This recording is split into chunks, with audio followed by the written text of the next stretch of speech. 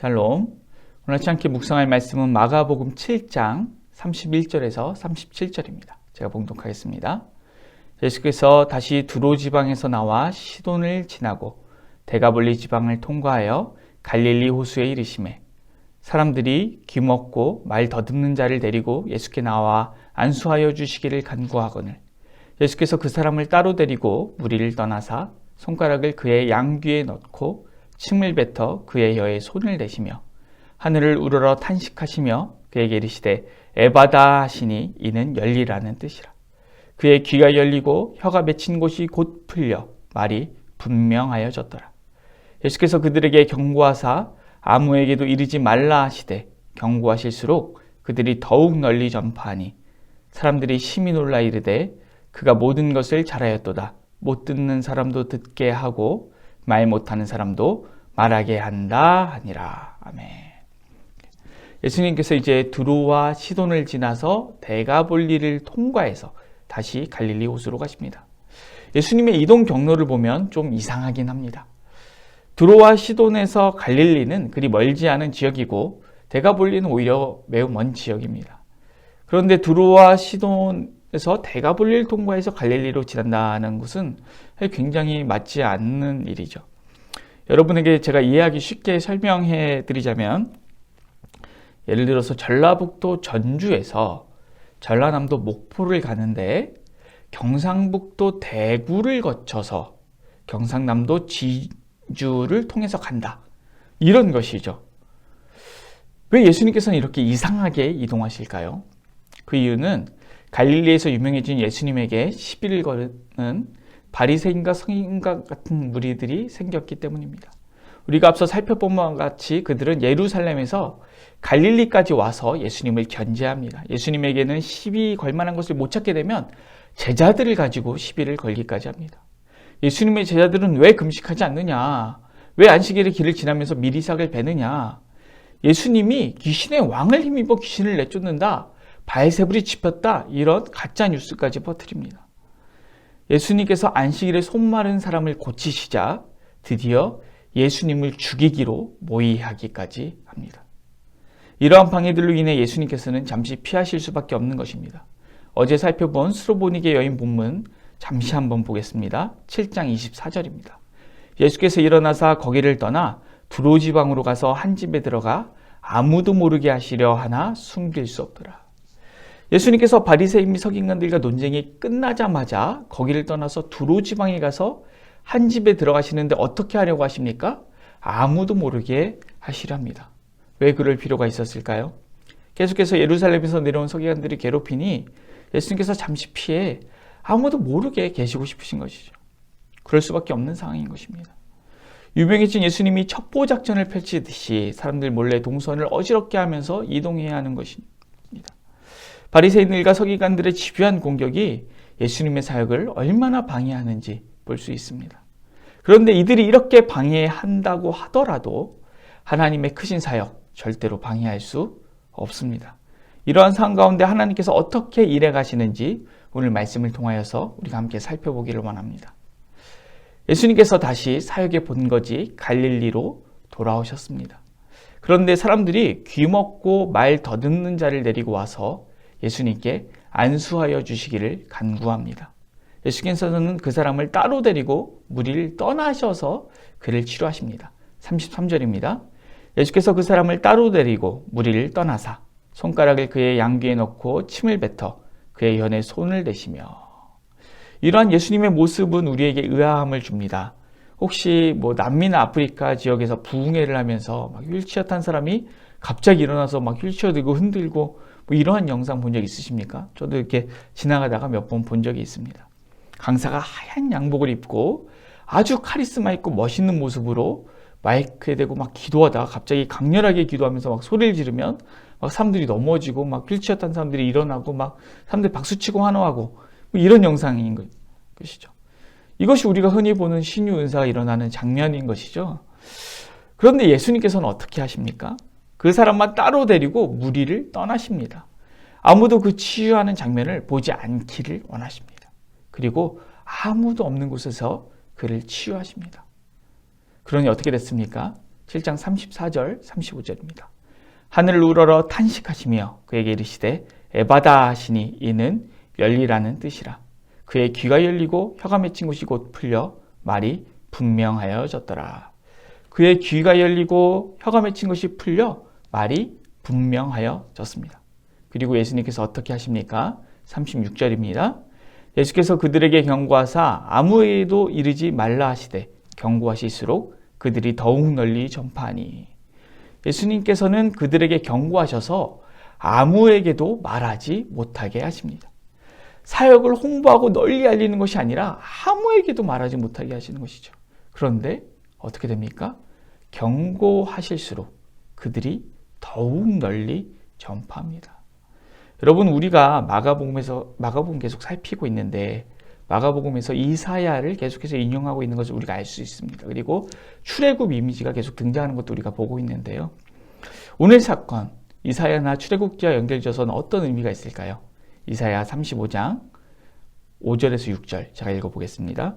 그때의 맹인이 눈이 밝을 것이며 못 듣는 사람의 귀가 열릴 것이며 그때에 저는 자는 사슴같이 뛸 것이며 말 못하는 자의 혀는 노래하리니 이는 광야에서 물이 솟겠고 사막에서 시내가 흐를 것임이라. 회복의 때가 오면 못 듣는 사람의 귀가 열릴 것입니다. 에바다, 열려라, 이런 뜻이죠. 귀가 열립니다. 말 못하는 자의 혀는 노래합니다. 출애굽기 4장 10절에서 11절 읽어보겠습니다. 모세가 여호와께 아뢰되 오 주여 나는 본래 말을 잘하지 못하는 자니이다. 주께서 주의 종에게 명령하신 후에도 역시 그러하니 나는 입이 뻣뻣하고 혀가 둔한 자니이다. 여호와께서 그에게 이르시되 누가 사람의 입을 지었느냐? 누가 말 못하는 자나 못 듣는 자나 눈 밝은 자나 맹인이 되게 하였느냐? 나 여호와가 아니냐. 모세는 어떤 자입니까? 주여 나는 말을 잘 하지 못하는 자입니다. 나는 입이 뻣뻣하고 혀가 둔한 자니이다. 그런데 모세를 통해서 어떤 일이 벌어집니까?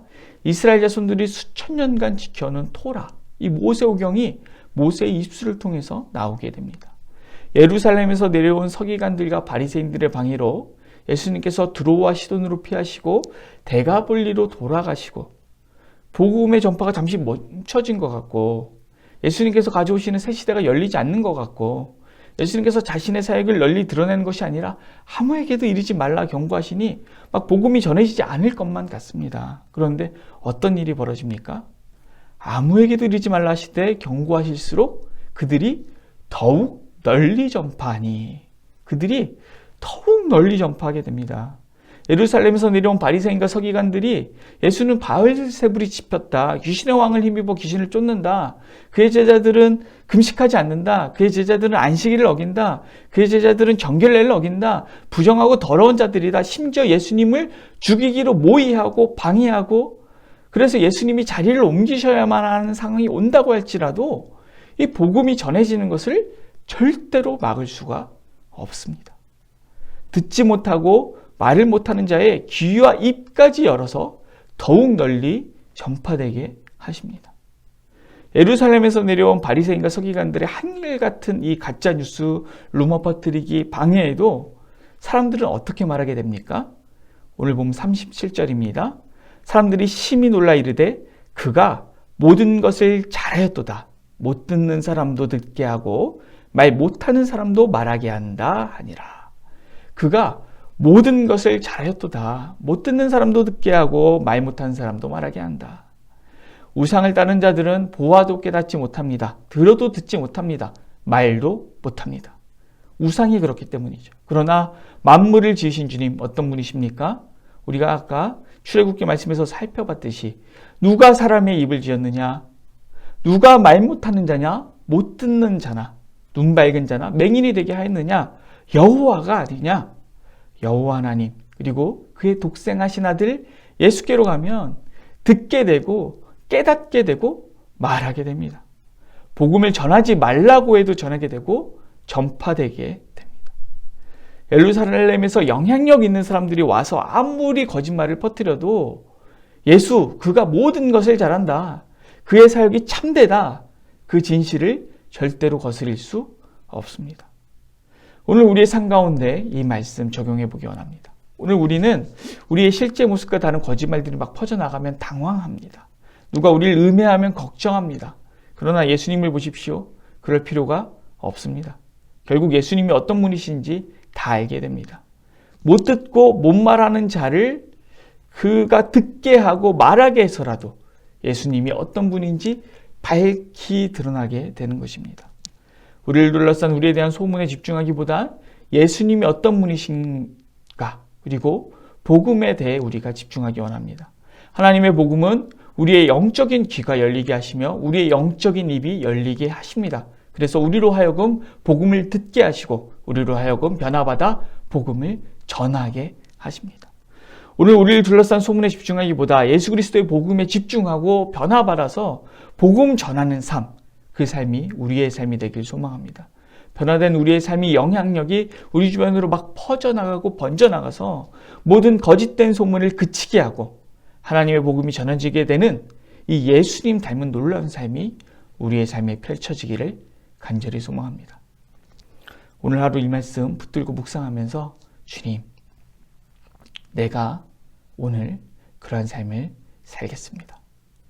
내가 복음을 듣고 복음 전하는 삶, 그리고 복음으로 내 삶이 바뀐 삶, 변화된 삶 살아서 거짓은 그치고 사람들이 기독교 아무리 욕하고 교회 욕할지라도 그것이 다 그쳐지고 오히려 나를 통해서 복음이 전파되는 그러한 삶을 살아내겠습니다.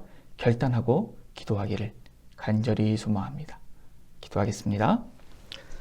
사랑이 많으신 하나님 감사합니다. 우리가 이 땅에 살아가면서 우리의 평판에 집중할 때가 얼마나 많은지 모르겠습니다. 그러나 수로보니게 여인이 수치를 당하면서까지 사랑의 삶을 살듯이 우리도 사랑의 삶을 살아가게 하옵소서. 예수님께서 그저 자기의 일을 하시니 아무리 숨겨도 예수님의 진가가 드러나듯이 우리가 그저 주님을 따라 살면 복음의 능력이 우리 삶에 나타나게 하여 주시옵소서. 복음으로 귀가 열리고 입이 열리고 복음이 전파되는 역사가 나타나게 하여 주시옵소서. 감사를 드리며 예수님의 이름으로 기도드립니다. 아멘. 오늘 도구기도는 울산복음화 분립개척을 위하여 기도하겠습니다. 울산복음화를 위하여서 분립개척을 위하여서 우리 간절히 기도하신 후에 우리 주변에 있는 어려움 가운데 있는 이웃들을 위해서 또 고통 가운데 있는 환우들을 위하여서 기도하시고 또 단계적 일상회복, 우리 위드 코로나 잘 되어서 우리가 빨리 일상으로 돌아갈 수 있도록 기도하며 주님 앞에 나아갔으면 좋겠습니다. 기도하시겠습니다.